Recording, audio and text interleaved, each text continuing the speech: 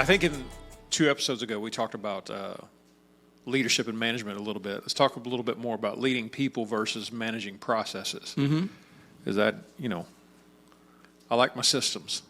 The difference is, so in essence, right, just a ballpark, what's the difference between managing processes and leading people? Leading people is building a culture or a environment that the persons can become their highest and best self. Managing process is data feedback only. Are you getting this done? And you got to have both. There's no great model, there's no great business, there's no great church without both. It just doesn't exist out there. You have to have both. You've got to have process management and you've got to have leadership of people. Leadership of people is building that thing, whatever it is, train, track, whatever you want to call it, culture, environment, tracks to run on, doesn't matter to me. But building that frame so that they can find their space and become their highest and best self. Leading people is nudging them forward. Managing process is bouncing them back onto the track. Mm-hmm. Does that make sense? Yeah. So managing process is toddlers learning to walk. Yeah. Leading people is teenagers learning to live. Right? And you've been on both sides of those. And it's like, good God. But that's really the difference. You got to have both, in my opinion. You have to have both things so that people can find their rhythm. But when you find your rhythm, where do you fit in the wheels of life, in the wheels of Crest Fund, in the move? Because the wheels on the bus can't stop turning while you find yourself. Mm-hmm. Does that make sense? Mm-hmm. The wheels got to turn. I'm great at helping find yourself, right? Let's get you dialed into, number one, who you're not. Let's clarify who the heck you're not. And then let's dial it into who you really should be and where your skill set is. But then they've got to have, after that, and even during that, they've got to have measurables, right? So if you're going to build something dynamic that touches the world, you got to have both things where you're environmentally growing people, culturing people, nurturing people to their highest and best self, but also not allowing them to be chaotic riffraff. Yeah. Because you can't build a great business like that. You can't touch the world like that. You got to have train tracks to run on. We can't gather velocity, John, if we don't have any tracks. If you put a train on the dirt, you never get velocity. You never gain speed. Yeah. You've got the power, but you don't have the movement.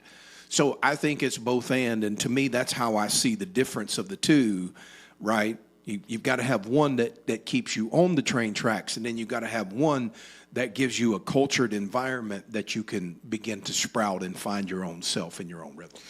So I've seen this in my own life, and I've seen it in other manager type people as well. You really want to control down and probably overdo it. Like just, you need to use this color pen. I don't think it's both. I don't think it's your type of personality versus my type. Mm-hmm. I think it's anybody without conductive responsibility. In other words, I think it's anybody without the bounce back, right? You let a free-spirited person lead people constantly, and everybody feels good, and not jack squat gets done. Yeah, there's no measurables. No responsibility, but we love everybody, and they're living their best life, somewhat, right? So I think it's both and. I think any style of leadership left unchecked gets out of bounds. Mm-hmm. That's just my opinion. And I think the balancing act from the visionary to the executor person that gets actually something accomplished, I think it's a balancing act. And I think in order to balance that scale properly, you got to have both in the same in an equal measurement. But I don't think one's greater than the other. I just think it's different styles. Yeah. I think the reflectiveness of God is when those styles balance out perfectly, and you get the harmony of, man, we really love you, but if you don't do your job, we're gonna find somebody that can. Yeah. Hey, man, I really love the improvements you've made in your life, but your numbers are down. Yeah. So keep working on this. But you got to raise these numbers up, right? Yeah. I mean, you have to have both. And even in a person's life, when I coach, the first thing I'm trying to coach is in clarification. Who are you and where are you trying to go? But then the next thing is, how do we measure that? Right? If you don't have measurements, you can't manage it. So I think you got to have a balance of both, or you get lost in the fray. I was gonna ask you the question because, like, in the extremes, you kind of said the other extreme, like everybody's free spirit, but nobody's getting anything done. Have you ever seen organizations or people that you've rubbed shoulders with that have gone to the extreme of trying to get something done through control rather than clarity or culture? Yeah, no, it's just dry. It's cold, it's rigid, it's dry. Everything is a number, right? Everyone is a number. Oh, wow, yeah. Right? It's the old Dunkin' Donuts. These young folks won't know what I mean when I say that, but it's just time to make the donuts. It's, I gotta go make the donuts again. And so everybody becomes a number, and there's no Life in it. yeah, there's no warmth in it, and there's no reproduction in it. And I could take that way farther, because without intimacy, we don't reproduce. So if you only have cold, hard numbers, you don't have the intimacy that it takes to reproduce not only yourself, but the culture that you're trying to reproduce. So most of those cultures like that are cold, obnoxious, rigid, don't reproduce. They peak because they're really good at it. They peak and then they flatten hard. And I think, again, for me, it's the balance of those two that makes the difference. And the reality is, the balance of those two in a culture gives freedom to both sides of that equation. Yeah. It gives freedom to both sides. It gives freedom to the life side. Yeah, man, work on it. Become the best you can possibly be. And it gives freedom to the linear side. It goes, be all you can be, but if you're going to do this job right here, you got to do it this way. And the job produces the results. The linear produces the outcomes that you're trying to get accomplished.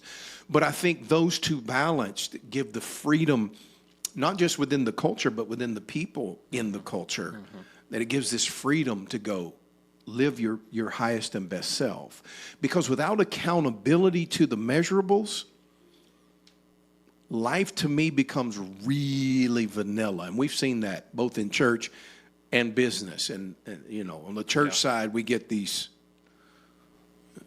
soakers, is what we call them, soakers. And they never touch their culture. They never It's take experiential based deal. It's very much no experiential. Real impact. Yeah, no impact, high experience. Yeah. Yep, no real results other than Love you. that's right. Yeah. Yeah. So I think for us, you get the freedom of both. When you get the responsibility of both, you get the freedom of both. Does that make sense? Yeah. But you have to have responsibility of both. And I think the balance of those two bring it all together in a cohesive stuff that makes life grand, man. I think for us, I think it's what makes people say, I want to be part of Crest Fund. Yeah. I just want to be a part of it. Yeah. Well, a couple times I've heard you say, and I think Don has said, Crest Fund is a culture. Yeah. So what does that mean, first of all? And then second of all, if it's a culture and you build a culture, how do you focus on instilling, policing, not the great word, but, instilling and growing that culture then? Well, I think intimacy grows culture naturally. I think covenant grows a natural culture. And that's what I've seen over 50 years of life. I don't, I think when I look at it, John, I don't know that it's strange for some people. I mean, you're talking about Crest Fund and who we are as a group. Yeah. It's strange for some people, but it's tangible for every people. And we had some folks come from out of town this year, or 25, and they said something different about you folks. What is it? You guys are just different people. And it's the culture that we have. It's the covenant relationships that we have, that we go, I'm with you and I love you, but you still got to do your job. It's got to be accurate. I think it reproduces by the intimacy that we hold one with another. And I don't mean intimacy in a sexual way. I mean intimacy in an open way. Yeah. That reproduces the culture. When you break down your walls of lies and defense, you become the true you, and the true you can then find its rhythm inside the environment that we've structured, and then that can reproduce itself. And your freedom allows another person to gain their freedom. Yeah. That's the way the culture reproduces. It does this thing through the open intimacy ledger. It does this thing where you go, I don't have to lie about me. I can just be me. If I'm linear, I can just be linear, and we got enough balance in here, it's going to work its way through. Yeah. That freedom is attractive to people that have been in what I would call rigidity, or not just rigidity, but in a place where you couldn't be true to you. Pure transactional. It's very transactional. Yeah, pure. I mean, which is counterintuitive. We're talking about this here because when you think of business, you don't really think of anything other than just the transactional piece. And I've watched here people come from other corporate cultures, and they start a very rigid, like in my world, very linear, micromanaged process and everything, and perfectly comfortable with that, but also guarded. Yeah. Because I'm measured the in the back of their mind, this is how I'm being measured, only on this. And then watching them grow in trust of the relationships on the other side, and be able to actually grow as a person, because then we're able to say, well, you're actually in a spot that's not your highest and best. And instead of shying away from that, you're evaluating my results, I'm probably getting terminated. No, I want to reposition you. It's really interesting to see kind of how that's worked out here. Yeah, I think for me, over the years, it's been a long time, 30 years probably, but for me over the years, I'm a ministry guy, first off, right? My first half of my life was probably quote unquote ministry. So the bridge that I built was there's no distance or difference between the two. So the first thing is the people, and the second thing is the results. I can't sacrifice results for the people, but I won't sacrifice the people for the result. Does that make sense? Yeah. So I can't sacrifice the results for the people, but I refuse to sacrifice the people for the result. So then it's this accountability. It's this, I love you regardless, but by God, you're still accountable to your job. So it gives this backdrop of, I'm going to go as hard as I can, as long as I can, until I drop. And if I mess up, this is okay. It's going to be okay. And so then I think everybody that wants to stick with us, they find this form of life that they've never seen, and then they start to just let their guards down. And I think that in and of itself, to answer your question, I think that is what reproduces it. When the guards come down, and when you go, oh, I'm okay, right? Like, yeah. I'm okay. Yeah. I'm okay. And then the guards can come down. And then when your guards come down, you reproduce as a human. It's ironic because, I did 30 years as a pastor, almost 40 years as a pastor. So the whole experience of that, you would think, because the church culture and church environment is, we love you no matter what. Yeah, but they really don't. And it's not true. Like, we love you until you step out of bounds of theology or a set of whatever the set parameters of that organization are. And I've been on both sides of that, right? I've had to boot people out because our organization had a framework and they were outside the bounds. I'm like, no, But even coming from that background, it was a while. It Yeah, took but- a while because you come Yeah. in and like, no, it's all about measurement. And you're just like, I had attention for a while to just kind of ease into this. All right, let's Yep. make some mistakes here, and begin actually trusting a relationship to say, even if it doesn't work, ultimately, this was good for me, it and the works. relationship's been good. Even if it doesn't work out, Yeah. it still works for my good. That's the piece. And when you get that, it's equity stacking. When you get that inside, you go, I don't need all these damn walls I built. I can just be me. And my bad, my good, my indifferent, I can just be me. Yeah. And that settles people. And then I can measure you. See, I can't measure you until you are you. Wow. But when you start to get true to you, then I can measure you.